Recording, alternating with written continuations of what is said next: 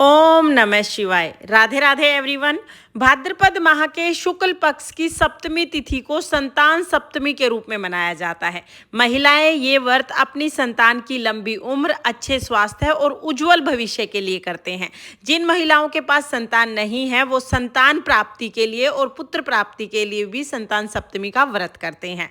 तो आज की वीडियो में हम जानेंगे कि संतान सप्तमी का व्रत कैसे किया जाता है, व्रत में पूजा हम कैसे करते हैं, इस व्रत में क्या खाया जाता है क्या नहीं खाया जाता है, संपूर्ण जानकारी आपको मिल जाएगी। तो देखिए, संतान सप्तमी के व्रत के दिन सुबह स्नान आदि करने के बाद आप अपने घर का सारा काम वाम निपटा लें, क्योंकि ये पूजा आप दोपहर में किसी भी समय कर सकते हैं। तो आराम से आप पूजा कर लीजिएगा। पहले घर का सारा काम वाम हम कर लेंगे, उसके बाद हम पूजा करेंगे। तो पूजा के लिए हम एक चौकी बिछा लेंगे। चौकी पर पीले या तो सफ़ेद रंग का आसन बिछाएंगे। उसके बाद फूलों का आसन देकर हम शिव परिवार को यहाँ पर विराजमान कर देंगे। शिव परिवार की फोटो या मूर्ति है तो आप उन्हें भी विराजमान कर दें, नहीं तो सिर्फ मिट्टी की मूर्तियों का पूजन भी कर सकते हैं। तो यहाँ पर मैंने शिव परिवार को विराजमान कर दिया है। उसके बाद यहीं पर बैठकर, पूजा में ही बैठकर हमें संतान सप्तमी का डोरा बनाना है। तो देखिए, कलावा यानी मोली के 7 धागे हम लेंगे और इसमें 7 गांठ लगा के हम एक डोरा बना लेंगे। तो यहाँ पर मोली के 7 धागे मैंने ले लिए हैं। अब इनमें 7 गांठ मैं लगाऊंगी। तो देखिए, इसमें इस तरह से हमें ये 7 धागे का एक डोरा हमें बनाना है। तो अब इसमें मैं 7 गांठ लगा लूंगी। कुछ लोग संतान सप्तमी का कड़ा बनवा लेते हैं। एक बेटे के लिए 1.25 तोले का कड़ा बनता है। तो इस हिसाब से अपनी संतान के हिसाब से कड़ा बनवा लेते हैं। और देखिए, पहले तो सिर्फ बेटों के लिए ही बनवाते थे, लेकिन अभी बेटे बेटी सब बराबर हैं। तो आपकी बेटियां हैं तो आप बेटियों के लिए भी डोरा या कड़ा बनवा सकते हैं। तो कुछ लोग कड़ा बनवा लेते हैं। जिन लोगों का पहला व्रत है या जिन्होंने अभी कड़ा नहीं बनवाया है वो इस तरह से डोरा बना लेते हैं। तो आप इस तरह से डोरा भी बना सकते हैं। 7 गांठ लगा के हमें ये डोरा बनाना है। तो आप इस तरह से देखिए डोरा बना लीजिएगा। डोरे को भी हमें पूजा में ही रखना है। तो डोरे को हम चौकी पे रख देंगे। इसके बाद हमें मिट्टी की मूर्तियों का पूजन करना होता है। तो आप अपने घर के गमले से, तुलसी के गमले से नहीं, बाकी किसी भी गमले की मिट्टी से आप इस तरह से गणेश जी, भगवान शिव शंकर और माता पार्वती की मूर्तियां बना सकते हैं। कोई विशेष आकृति बनाने की जरूरत नहीं है।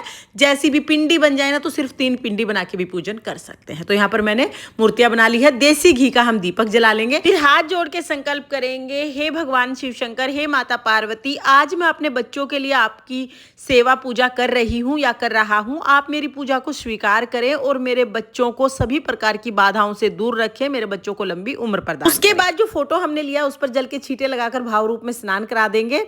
और अब हमें मिट्टी की जो मूर्तियां हमने ली हैं उनका अभिषेक करना है। तो पहले हम जल चढ़ाएंगे, फिर हमें कच्चा दूध चढ़ाना है और उसके बाद फिर से जल चढ़ाना है। 3 बार हम भगवान शिव शंकर, माता पार्वती और गणेश जी का अभिषेक करेंगे।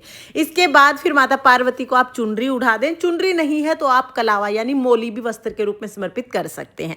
फिर हम गणेश जी को, भगवान शिव शंकर, माता पार्वती सभी को मोली समर्पित कर देंगे। फिर हम तिलक लगाएंगे। तो पहले आप गणेश जी को और भगवान शिव शंकर को चंदन से तिलक लगा देना, क्योंकि भगवान शिव शंकर को रोली से तिलक नहीं लगाया जाता है। तो चंदन रोली में मिक्स ना हो, इस वजह से पहले हम चंदन से तिलक लगा देंगे। और डोरे को भी आपको साथ में ही तिलक लगाना है। डोरे का पूजन भी साथ में ही होगा। भगवान शिव शंकर को चंदन से तिलक लगाने के बाद फिर हम भगवान गणेश जी और माता पार्वती को रोली से तिलक लगा देंगे। फिर हम फूल समर्पित करेंगे। तो जो भी फूल आपको मिल जाएं आप वो फूल समर्पित कर सकते हैं।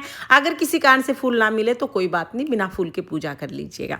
इस पूजा में दुर्वा घास बहुत जरूरी है। तो दुर्वा घास आप जरूर चढ़ाइएगा। तो यहाँ पर पहले हम दुर्वा घास चढ़ा देंगे। उसके साथ ही भगवान शिव शंकर की पूजा में बेलपत्र का बहुत महत्व है। तो बेलपत्र मिल जाए तो आप बेलपत्र भी जरूर चढ़ाएं। फिर हम तिलक के ऊपर अक्षत यानी चावल समर्पित कर देंगे। इसके साथ ही माता पार्वती को श्रृंगार का सामान समर्पित करेंगे। तो श्रृंगार का सामान 2 चीजें, 5, 7 जितनी चीजें चाहे आप समर्पित कर सकते हैं।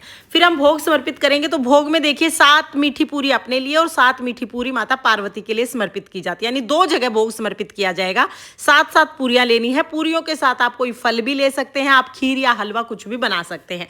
लेकिन जो भी चीज समर्पित करेंगे वो 2 जगह आपको समर्पित करनी है। एक माता पार्वती का भाग रहेगा जो हमें दान करना है। आप अपनी सासू जी को, अपनी जिठानी को, ननद को या पंडिताइन को ये दान दे सकती हैं। और दूसरा जो 7 पूरी और ये केला मैं दिखा रही हूँ, ये हमें खाना है। जिसने व्रत किया है उसे खाना है। तो इस तरह से 7 पूरी पार्वती माता की और 7 पूरी अपने नाम की यहाँ पे समर्पित करनी है। साथ में कोई भी फल आप ले सकते हैं या आप खीर पूरी भी ले सकते हैं, लेकिन 2 भाग में ही लेनी है। उसके बाद हम जल समर्पित कर देंगे, हाथ जोड़ के भोग ग्रहण करने के लिए निवेदन करेंगे, दक्षिणा समर्पित कर देंगे और फिर हम व्रत कथा सुनेंगे। तो देखिए, संतान सप्तमी की व्रत कथा सुनने के लिए हम अपने हाथ में थोड़े से फूल या चावल लेके व्रत कथा सुनेंगे। व्रत कथा का वीडियो आपको चैनल पर मिल जाएगा, लिंक मैं डिस्क्रिप्शन में दे दूंगी, आप वहां से देख लेना। यहाँ पर कथा सुनाऊंगी तो वीडियो बहुत लंबा हो जाएगा, इसलिए कथा का वीडियो मैंने अलग कर दिया है। कथा सुनने के बाद जो फूल हमने लिया है या जो चावल हमने लिए हैं वो हम भगवान के चरणों में समर्पित कर देंगे और थोड़े लोटे में भी डाल देंगे। तो इस तरह से हमारी जो कथा है वो पूर्ण हो जाएगी। फिर धूप दीप से बहुत ही प्रेम पूर्वक हम आरती करेंगे। तो यहाँ पर पहले हम गणेश जी की आरती करेंगे, फिर भगवान शिव शंकर की आरती करेंगे। बहुत ही प्रेम पूर्वक आरती करने के बाद हाथ जोड़कर पूजा में रही कमियों के लिए क्षमा याचना करेंगे और अपनी संतान की लंबी उम्र के लिए प्रार्थना करेंगे। इस तरह से हमने पूजा करनी है। पूजा के बाद अपने सीधे हाथ में थोड़ा जल लेके चौकी के ऊपर से 2 बार के हम हाथ जोड़ लेंगे। तो इस तरह से हमें पूजा कर लेनी है।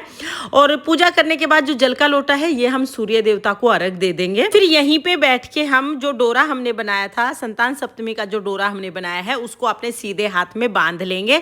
1 दिन तक ये डोरा बांधना जरूरी होता है। अगर आपने कड़ा बनवाया हुआ है तो आप कड़ा इसी टाइम पर पहन लीजिएगा।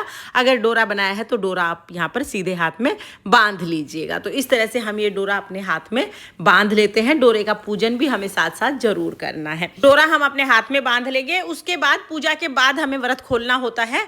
तो देखिए, जो हमने भोग चढ़ाया है ये पार्वती माता के नाम का एक भाग है और एक व्रत करने वाले के नाम का है। तो जो पार्वती माता के नाम का है वो हम दान कर देते हैं और जो दूसरा भाग है वो हम खा लेते हैं। जो श्रृंगार का सामान है वो पार्वती माता के आशीर्वाद के रूप में आप स्वयं यूज कर सकते हैं। जो दक्षिणा है वो आप दान कर दीजिएगा। और जो मिट्टी की मूर्तियां हैं ना, ये मूर्तियां आप अगर सुबह पूजा की है तो शाम को सोने से पहले किसी भी टाइम पर विसर्जित कर सकते हैं।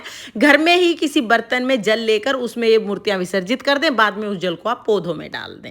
तुलसी के पौधे में नहीं डालना है, बाकी किसी भी पौधे में डाल सकते हैं। तो इस तरह से आप विसर्जन कर लीजिएगा। संतान सप्तमी के व्रत में नमक बिल्कुल भी नहीं खाया जाता है।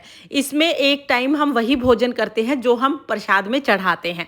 2 जगह भोजन चढ़ाया जाएगा, 7 पूरी, उसके साथ कोई फल या मिठाई आप ले सकते हैं। एक जगह जो होगा पार्वती माता के नाम का होगा और दूसरा आपका होगा। पार्वती माता के नाम का जो भाग है वो आप दान करते हैं। आप अपनी ननद को, अपनी सास को या पंडिताइन को ये दे देते हैं। इसके साथ ही जो दक्षिणा चढ़ाई है वो भी आप साथ में ही दान कर दीजिएगा। और जो दूसरा भाग है वो आपको खाना है। इसके अलावा और कुछ भी नहीं खाना है। जो व्रत करते हैं वो सिर्फ ये प्रसाद का एक भाग खाते हैं। ये जो पूजा है आप ये दोपहर में कर सकते हैं। आप चाहे तो ये पूजा आप शाम के समय भी कर सकते हैं। पूजा के बाद हमें प्रसाद खाना होता है, तो आप चाहे तो पूजा के तुरंत बाद प्रसाद खा सकते हैं या थोड़ा बहुत देर रुक के भी आप प्रसाद ग्रहण कर सकते हैं। ये ध्यान रखना है कि सिर्फ आपको ये प्रसाद ही ग्रहण करना है। आई थिंक आपके सारे डाउट्स क्लियर हो गए होंगे, लेकिन फिर भी संतान सप्तमी के व्रत से संबंधित अगर कोई डाउट है तो आप कमेंट कर लीजिएगा। मैं रिप्लाई करने की पूरी कोशिश करूंगी। तो फ्रेंड्स, संतान सप्तमी की पूजा विधि का ये वीडियो आपको कैसा लगा कमेंट करके जरूर बताना। और अगर ये वीडियो आपको पसंद आया हो, वीडियो आपके लिए थोड़ा बहुत भी यूजफुल हो, तो प्लीज़ वीडियो को लाइक कर देना। और हम महिलाएं घर में तीज त्योहार कैसे करते हैं ये देखने के लिए मेरे चैनल को सब्सक्राइब कर लेना। तो फिर मिलते हैं किसी और वीडियो में। ओम नमः शिवाय। राधे राधे।